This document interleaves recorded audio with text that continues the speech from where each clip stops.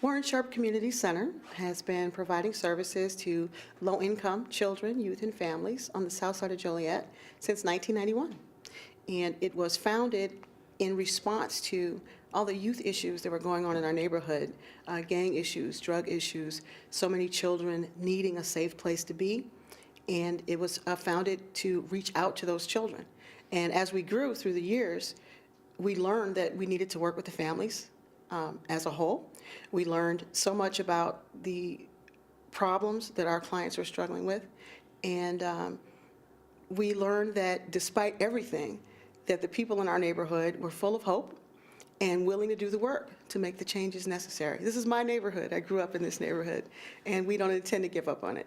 The community garden started off being one little lot of dirt across the street from the center that we had this bright idea from the food pantry, that we needed more healthy food in the food pantry. The food bank supports all the pantries in the area, but very often what our clients become accustomed to, because they don't have money, is to buy the cheapest thing, to get that box of macaroni and cheese, to buy the hamburger helper and the pound of ground beef.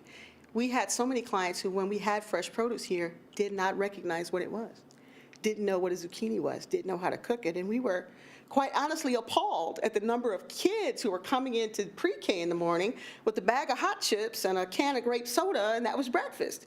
And we thought, we've got to start making some inroads into this. And we thought, well, we've got this little plot of land across the street, and we started growing zucchini, beans, tomatoes, which are easy to grow.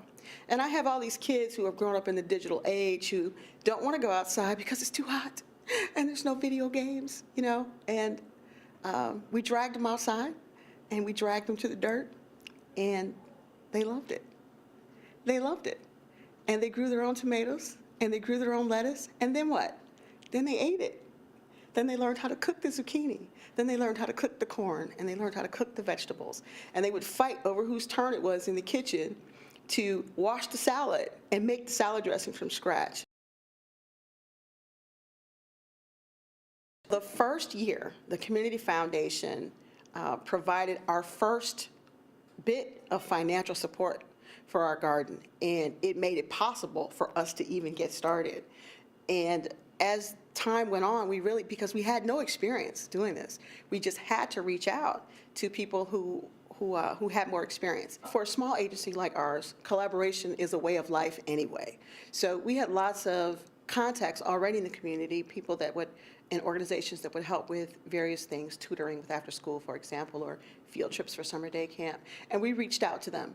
We reached out to Lewis University, who sent me interns and lots of technical assistance and advice. JJC, which has an amazing horticulture program, and sent their students and their professors to help us figure out what to grow and how to grow it. The city of Joliet, of course, which has generously donated 5 now lots for us to grow food on, and which has been a supporter of the center from the very beginning since 1991.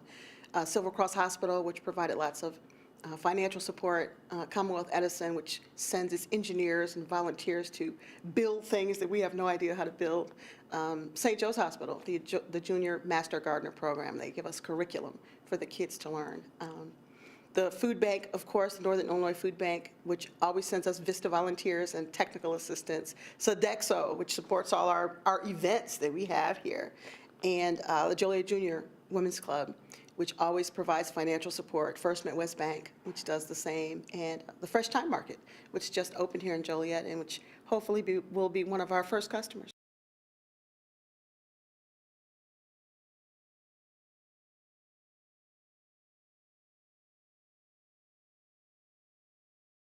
Doesn't just expand the capacity of Warren-Sharpe Center, it expands the capacity of all the families in this neighborhood and the city as a whole.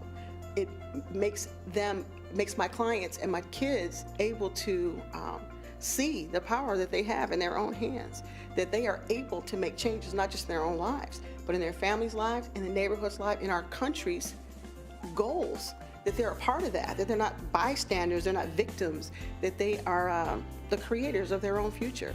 And that's capacity building for us at its molecular level. They've got to believe that they have the power to make the change. And every time they harvest another crop of lettuce, every time they harvest another crop of corn, they know that they have the power to change whatever needs to be changed.